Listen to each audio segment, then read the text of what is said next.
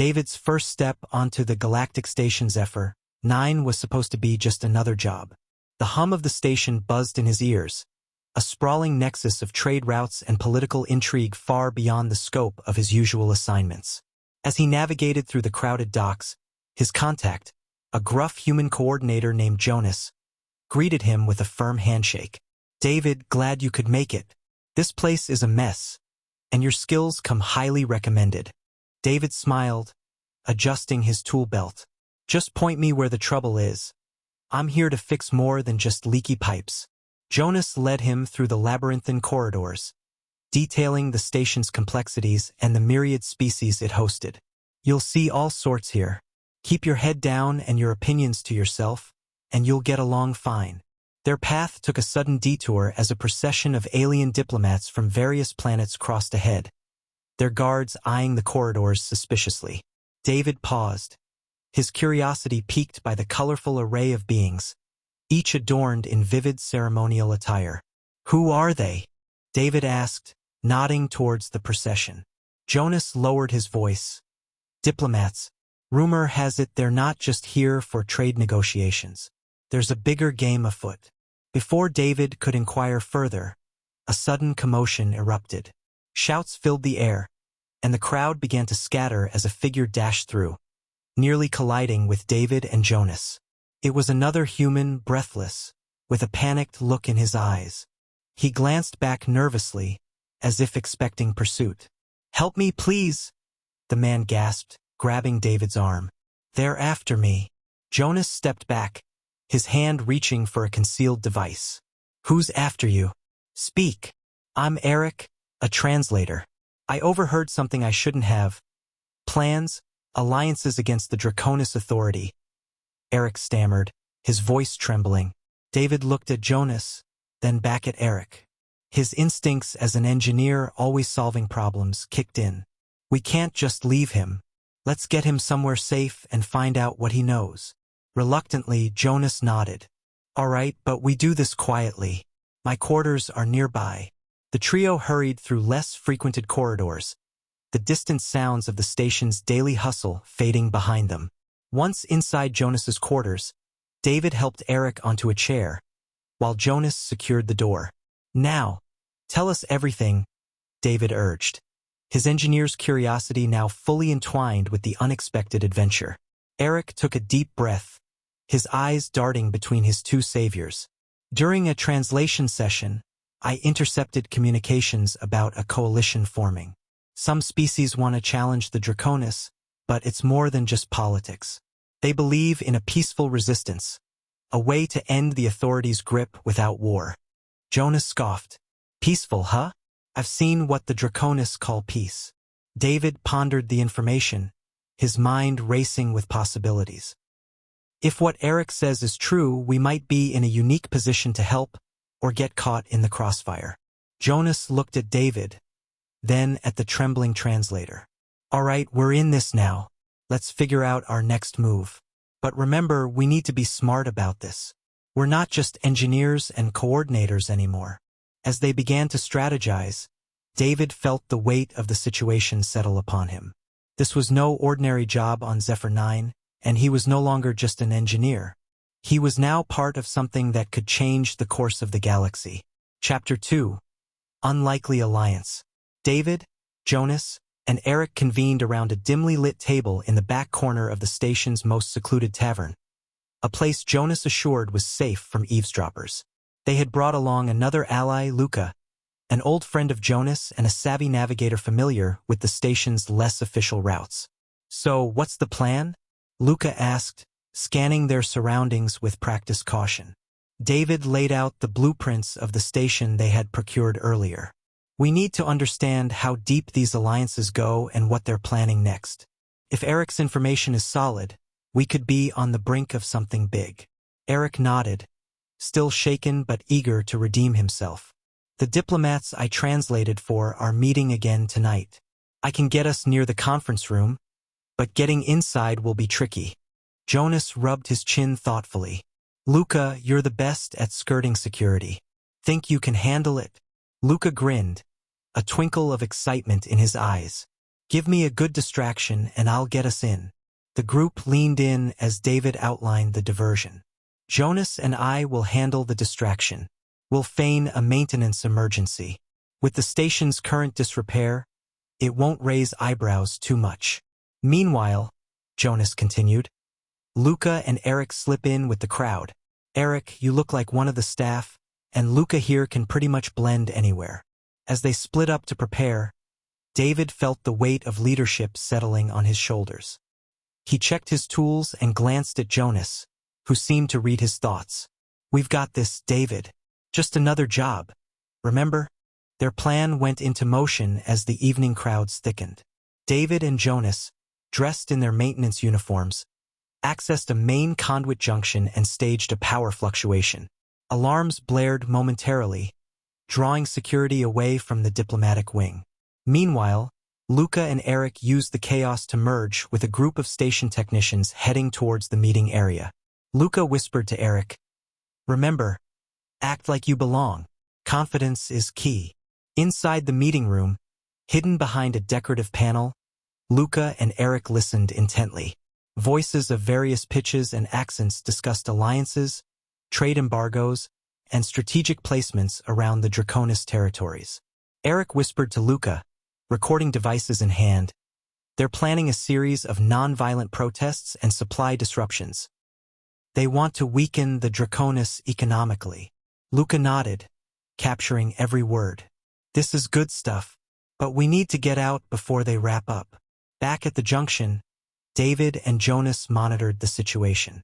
Once the meeting concluded, they signaled Luca and Eric, who slipped out just as seamlessly as they had entered. The group reconvened at Jonas's quarters, laying out the recordings to plan their next move. David listened, deep in thought, then spoke up. This information could change everything. We need to get it to the right people. Jonas agreed. There's a resistance contact I trust. She's discreet and has the connections we need. Luca clapped his hands, a smirk crossing his face. Looks like we're officially part of the resistance now. The men shared a look of mutual understanding, knowing they were no longer just bystanders in the unfolding galactic drama. They were now players in a game that could either bridge species together or tear them apart, and their next moves would be crucial. Chapter 3, Glimmers of Rebellion. David, Jonas, Luca, and Eric sat around a rugged table in a dimly lit room at the edge of the Zephyr 9 station, poring over the recordings and data they had extracted from the diplomats' meeting. The atmosphere was charged with a cautious optimism as they planned their next steps. So, we've got their plans on tape, Jonas said, tapping a data pad. Protests, blockades, and supply disruptions. But how do we get this info to the resistance without tipping off the Draconis authority? Luca leaned back, stroking his beard. There's a smuggler I know goes by the name of Tarek. He's discreet and has helped move sensitive info before. Could be our guy. David nodded thoughtfully. All right, let's set up a meeting with Tarek. But we keep it tight. The fewer people know, the better. Eric fiddled with a gadget on the table, his eyes nervous. What if we're caught? The Draconis aren't known for their leniency. David placed a reassuring hand on Eric's shoulder. We do this right, they won't catch us. We just need to trust each other and stick to the plan. Arrangements were made, and the group met Tarek at an abandoned service dock, far from the usual prying eyes. Tarek was a tall, wiry man with a cautious gaze and a scar running down his left cheek. You're the engineer with a conscience, huh? Tarek asked, sizing David up with a skeptical look. What's so important that you need my services? David exchanged a glance with his companions before responding. We have information that could significantly weaken the Draconis Authority's grip on the outer sectors. It's vital that it reaches the resistance safely. Tarek nodded slowly, his expression unreadable. I can get your data to the right people, but it'll cost you. Jonas stepped forward, his demeanor firm. Name your price. This isn't just about money for us. It's about making a difference. After some haggling, they agreed on a price and handed the recordings over to Tarek, who slipped the data chip into a concealed compartment in his rugged jacket. You'll hear from me once it's delivered. Until then, keep your heads down. With the data on its way to the resistance, the group felt a mix of relief and apprehension. They knew they had crossed a line from which there was no return. Now they had to prepare for the consequences. Back at their makeshift headquarters, David addressed the group. "We've done our part for now, but we need to stay vigilant. The Draconis will be on high alert once the disruptions begin." Luca, looking out a small, grimy window into the starlit void, added, "And we should keep building our network. The more allies we have, the better." Eric, now slightly more confident, chimed in. "There are others on the station who are sympathetic to the cause. I can start reaching out quietly. See who else wants to join." Jonas nodded. "Good idea. But remember, discretion is key. We can't afford slip-ups." As they outlined their plans for recruiting more allies and gathering further intelligence, the reality of their situation sank in. They were no longer mere spectators in the galactic struggle. They were active participants fighting for a cause they believed in. Their meeting concluded with a renewed sense of purpose. Each man knew the risks ahead, but they were committed to seeing their mission through, driven by a shared vision of a future where the Draconis authority no longer dictated the fate of the galaxy. Chapter 4: Ripples of Change. The low hum of Zephyr 9's central transit corridors echoed around them as David, Jonas, Luca, and Eric prepared their next operation. They huddled in a small workshop tucked away from the prying eyes of station security. The room was cluttered with tools, spare parts, and half-finished gadgets, creating a rough but functional headquarters. "All right," Jonas began, slapping a makeshift holomap onto the table. "The data Tarek delivered to the Resistance is already causing trouble for the Draconis. They're scrambling to plug the gaps, but that gives us an opportunity." David leaned over the map, studying the intricate web of trade routes and supply depots. "We've seen the patterns. Their supply chains are stretched thin, and they rely on certain key junctions. If we can disrupt just one of them without violence, we can set them back by weeks." Eric, still a little nervous but visibly more confident than before, adjusted his glasses. "You mean sabotage? We're engineers, not soldiers. I can rig systems, sure, but we're not fighters." Luca clapped a hand on Eric's shoulder. "Relax. We're not talking about blowing things up. We're going to exploit weaknesses in their logistics. Trust me, I've done stuff like this before. You just have to get creative." David nodded. "Exactly. We'll reroute a critical shipment, just one, to a neutral sector. It won't destroy their operations, but it'll force them to waste resources recovering it. A simple delay can cause a domino effect." Jonas crossed his arms. "Fine, but the key is subtlety. No blaring alarms, no big flashy moves. We make it look like a clerical error or a technical glitch. If they think it's just bad luck, they won't tighten security as much." The group spent the next several hours crafting their plan. David and Eric pored over station schematics, identifying the most vulnerable relay points. Jonas used his connections to secure a temporary maintenance window in the area, while Luca gathered the equipment they'd need to pull off the operation unnoticed. By the time they were ready, the station's artificial night cycle had begun. The corridors were quieter, and security patrols had thinned out.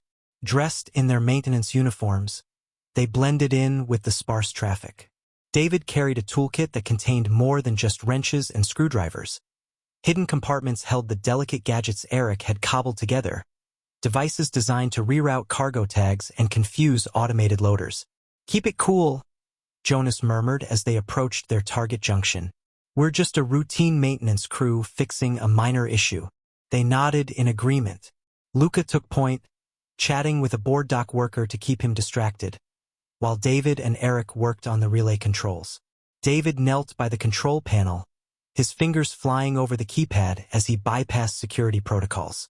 "How's it going?" Eric whispered, keeping an eye on the corridor. "Almost there," David muttered. "They're using an old encryption algorithm. Just give me another minute." Jonas stood a few steps away, casually leaning against the wall and chatting with another worker. "We're running a routine diagnostic," he said with a practiced air of authority. "Shouldn't take long." Luca wandered back, having finished his distraction.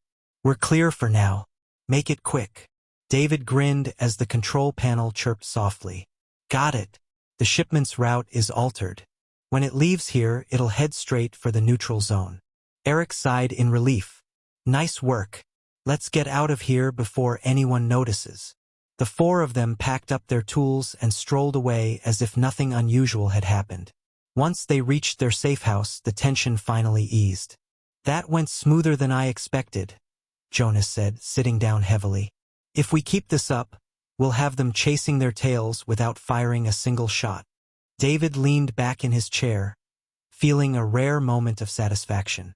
We've proved we can make a difference. Now we need to stay ahead of them.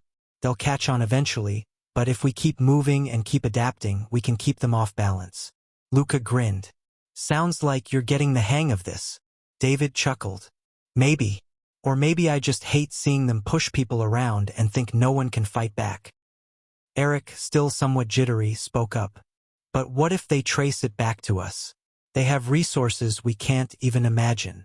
Jonas waved a hand dismissively. Then we adapt. That's the key. Never stick to one pattern, always stay unpredictable.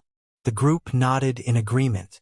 They knew their work was far from over, but for now, they had struck a small but meaningful blow. The Draconis would feel it, and as the supply chain faltered, others might start to notice. In their own quiet, calculated way, they were making a mark on a galaxy dominated by one powerful empire. Chapter 5: The Heart of the Nebula. The small transport vessel shuddered as it entered the nebula of shadows, a swirling expanse of dense gas clouds and electromagnetic disturbances. David adjusted the stabilizers from his co-pilot's seat while Jonas, seated next to him, monitored the power levels. Keep us steady, David, Jonas muttered, his eyes flicking between the instruments. We can't afford to get caught in one of these plasma surges. I'm doing my best, David replied, gripping the controls firmly. But it's like flying through a thunderstorm blindfolded. Behind them, Luca and Eric worked at a pair of terminals. Eric's fingers hovered over the keyboard, his face illuminated by a pale blue glow. I've got a fix on the supply vessel, he called out. It's holding steady on the far side of the nebula. If we can get close enough, we might be able to tag it. Luca leaned over to inspect Eric's screen. What's their escort look like? Not much, Eric answered. A couple of automated sentries, but nothing we haven't dealt with before. David frowned. Let's just hope we don't attract attention. This nebula isn't exactly a playground. Jonas nodded, his expression serious. Stay sharp. If we slip up, the Draconis will be on us in seconds. As the ship pushed deeper into the nebula, the view outside the cockpit became increasingly surreal. Flashes of light rippled through the gas clouds, and shadows of massive rock formations loomed in the distance. The electromagnetic interference played havoc with their sensors, forcing Eric to recalibrate every few minutes. David glanced over his shoulder at Luca and Eric. How are we doing back there? Eric sighed, tapping a few keys. We're still on target, but this interference is a nightmare. I'm compensating as best I can. Luca smirked. Just think of it as a puzzle. You like puzzles, don't you? Eric shot him a glare. This isn't exactly a crossword. Jonas chuckled. Focus, you two. We're not here to argue about hobbies. As they approached the supply vessel's coordinates, David eased back on the thrusters. The ship's engines hummed softly as it drifted closer to the faint silhouette of the massive cargo hauler. The vessel was anchored near a jagged asteroid, its hull barely visible through the shifting mists of the nebula. There it is, Jonas said, pointing at the faint outline. And there are the sentries. Luca squinted at the display. They're on a basic patrol pattern. If we time it right, we can slip in between their sweeps. David nodded.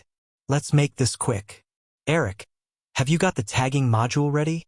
Just about, Eric replied, his fingers dancing over the keyboard. Once we're in range, I'll patch into their systems and plant the tag. It'll look like a routine diagnostic file. Perfect, Jonas said. David, bring us in nice and slow. David guided the ship forward, keeping an eye on the sentry drones as they looped around the cargo hauler. The atmosphere in the cockpit grew tense as the gap between their ship and the supply vessel closed. No one spoke for a few moments, the only sound the faint hum of the engines and the occasional beep from the sensors. "Hold it steady," Eric whispered, his hands moving quickly. "I'm almost there." Luca kept his gaze on the sentries. "They're swinging back around. We need to be out of here in 60 seconds. Tops." David's hands tightened on the controls. "Eric, how's it coming?" "Uploading now," Eric muttered, sweat forming on his brow. "And done. The tag is in place." "Pulling out," David said, nudging the thrusters forward. The ship veered away from the supply vessel, carefully threading its way back through the nebula. Luca grinned. "Easy as pie." Jonas shot him a look. "Don't get cocky. We're not in the clear yet." As the ship left the immediate vicinity of the cargo hauler, the crew began to relax, their tension giving way to a sense of cautious accomplishment. The operation had gone smoothly, quieter and cleaner than they'd dared hope. David leaned back in his seat, exhaling a long breath. "That wasn't half bad. Let's just hope the tag gives us the intel we need." Jonas nodded. "It's a start. We'll let the resistance analyze the data and see what it turns up. In the meantime, we keep moving. The Draconis won't know we were here, but they'll still be watching their backlines more closely." Eric pushed back from his terminal, stretching. "I'm just glad we made it through the nebula without frying our systems. That place is no joke." Luca slapped him on the back. "You handled it fine, but next time bring some antacids or something. You looked ready to lose your lunch." Eric rolled his eyes. "Thanks, Luca. I'll add that to my checklist." David grinned. "All right, let's head home and regroup. We've got plenty of work ahead of us." The crew settled back as the ship plotted a course out of the nebula. They had taken a small but significant step forward, proving they could work as a team under pressure. It was only the beginning, but they felt more confident in their ability to push back against the Draconis without sparking open conflict. Chapter 6: Echoes of Betrayal. The team's temporary hideout on Zephyr 9 was never quiet, but tonight the tension was palpable. David, Jonas, Luca, and Eric sat around their makeshift war room, a metal table surrounded by mismatched chairs, examining the intel they'd gleaned from the tagged Draconis supply ship. "I'm telling you," Jonas said, running a hand through his hair, "they're shoring up defenses near the neutral zones. If we don't act soon, we'll lose our window." Eric tapped on his datapad. "I've got their new shipment schedule here. If we can disrupt just one more route, it'll throw them off for weeks." Luca frowned, leaning back in his chair. "You say that like it's easy. We barely got out of the nebula in one piece last time." "Which is why we need a cleaner approach," David chimed in. "Less risk, more precision. We don't have to hit their convoys directly. What if we target their communications? Slip in some false orders, send them chasing ghosts?" Jonas raised an eyebrow. "You think we can pull that off without them noticing?" David nodded. "I've been studying their protocols. They're confident but not careful. If we tweak their logs just enough, they'll think it's their own error." Luca whistled low. "Now you're talking. No explosions, no firefights, just a well-placed glitch. I like it." Eric looked skeptical. "But we still need someone on the inside, someone to upload the changes directly. Remote access won't cut it. Their comm arrays are locked down tighter than the docks during a Draconis inspection." Jonas crossed his arms, his expression darkening. "You mean we need a mole?" The room went silent. Each of them knew how dangerous that would be, but the alternative was worse. David leaned forward, his voice firm. "Then we find someone, quietly, carefully, but we don't rush into it." Luca tapped his fingers on the table, breaking the silence. "I might know someone. She's a technician on the lower decks. She owes me a favor." Jonas narrowed his eyes. "How do you know she won't sell us out the moment she hears what we're planning?" Luca shrugged. "I don't. But she's no fan of the Draconis. If anyone's willing to stick their neck out, it's her." David stood up, pacing as he considered their options. "We don't have much choice, but we vet her thoroughly. One slip and it's over." "Agreed," Jonas said. Luca set up a meeting. David, you and I will handle the background check. Eric, get everything ready on your end. If she agrees, we need to move fast. Over the next few days, the group worked around the clock. Jonas and David sifted through station records, surveillance footage, and unofficial sources to verify the technicians' loyalties. Eric prepped the modified data files, ensuring they were undetectable. Luca reached out to his contact, arranging a discreet rendezvous in a maintenance corridor rarely patrolled by station security. When the night of the meeting arrived, David and Jonas waited in the shadows, their nerves stretched taut. Luca appeared first, followed by a slender woman with sharp eyes and a calm demeanor. "This is Leah," Luca said, introducing her. "Leah, meet David and Jonas." David stepped forward, his tone measured. "Luca says you're someone we can trust. But this is bigger than favors. If you agree to help us, you're putting yourself at serious risk." Leah met his gaze without flinching. "I know what I'm getting into. The Draconis have taken everything from people like me. If I can hit them where it hurts, I'm in." Jonas exchanged a glance with David before nodding. "All right, we're not asking you to do this blind. Here's the plan." They explained the details, how Leah would use her clearance to plant the altered orders in the Draconis comm array. She listened carefully, asking a few technical questions that showed she knew her way around the station's systems. Once the plan was set, the group parted ways, each member heading back to their respective quarters. But as David walked the dimly lit halls, a nagging doubt crept into his mind. Trusting someone new always carried risks, and the stakes were only getting higher. The next morning, Leah's part of the mission went smoothly. Too smoothly, in fact. The altered orders were uploaded without a hitch, and the Draconis supply lines were thrown into chaos as the fleet chased phantom shipments. But David couldn't shake the feeling that something wasn't right. Later that day, as the team regrouped to discuss their next steps, the station's alert system blared. Jonas checked his comm and swore under his breath. "Draconis troops are sweeping the station. They're not just looking for cargo, they're looking for us." Luca frowned. "How?" "We covered our tracks." David's stomach sank. "Not all of them. Someone must have tipped them off." All eyes turned to Leah, who stood in the corner, her expression unreadable. Jonas's voice was low and dangerous. "What did you do?" "I didn't say anything," Leah said quickly. "I swear." But the doubt in the room was thick, and trust was in short supply. David held up a hand. "We don't have time to argue. If the Draconis are here, we need to move now. Everyone, grab your gear and meet at the secondary exit." Jonas gave Leah one last glare before leading the group out. David stayed behind for a moment, looking at her. "If you're lying to me, we'll find out. But if you're telling the truth, you'd better come with us before they find you." She hesitated, then nodded, following him out the door. The team scattered into the depths of Zephyr 9, the shadows of betrayal and danger looming over them all. Chapter 7. The Fall of Goliath. The chaos on Zephyr 9 had become a twisted labyrinth of flashing lights, blaring alarms, and shouts from Draconis soldiers scouring every corridor.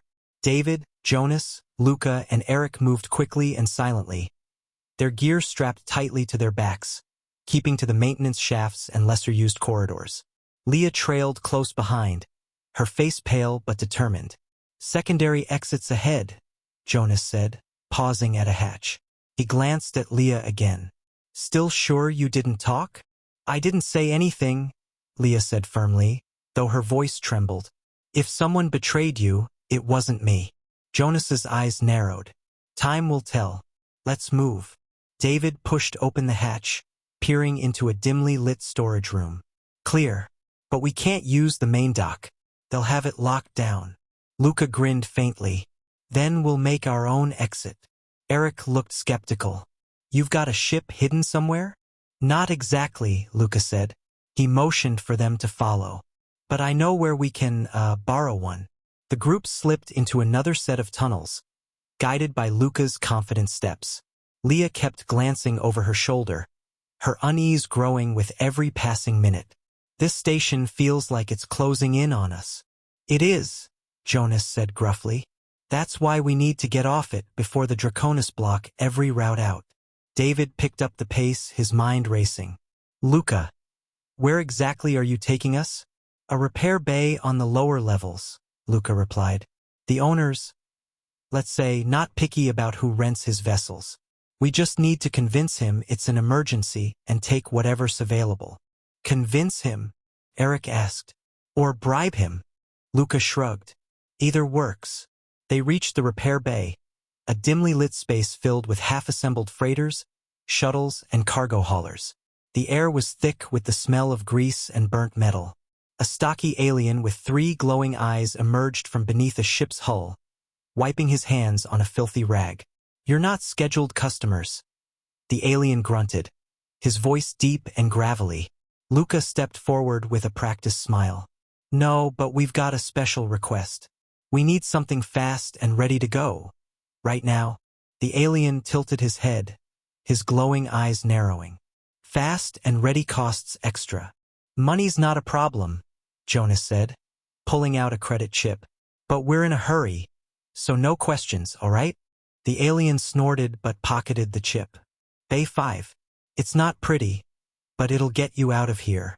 They hurried over to the indicated bay and found a rugged, unmarked freighter waiting. David and Eric immediately went to work, checking the systems and powering it up. She's a rust bucket, David muttered, scanning the readouts. But she'll fly. Good enough, Jonas said. Everybody on board. As the engines roared to life, Leah spoke up from the corner. What's the plan now? Even if we get off the station, where do we go?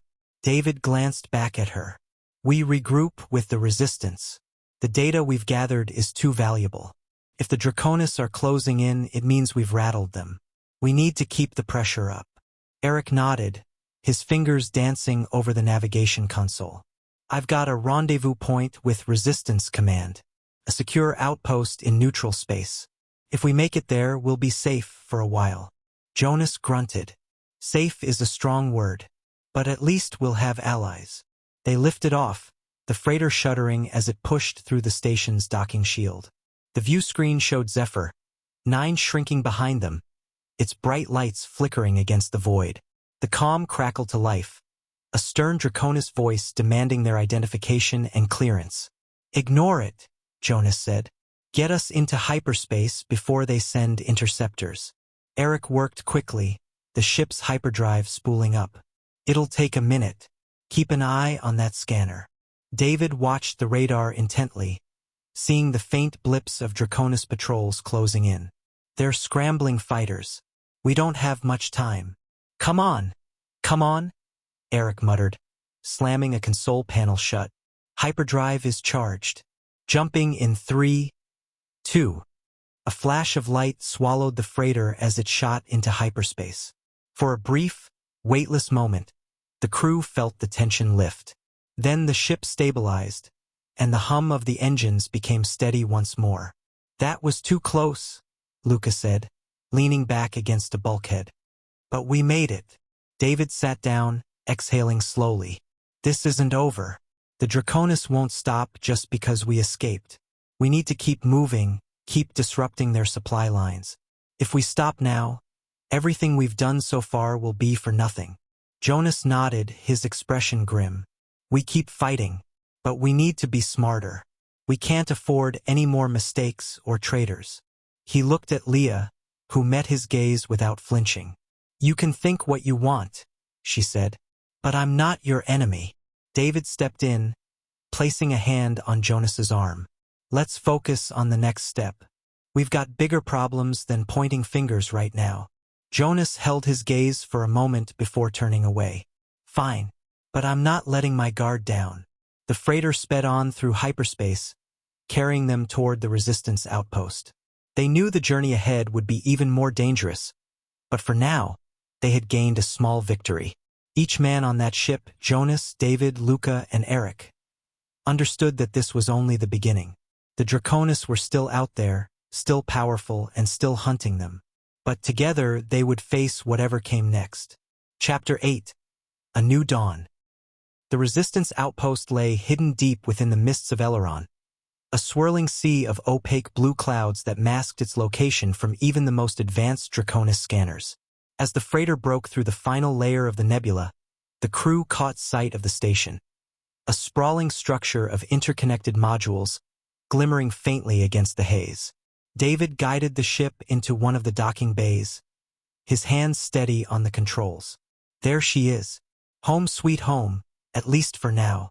Luca, standing by the viewport, gave a low whistle. Not bad. I half expected a floating junkyard. Eric chimed in from the co-pilot seat.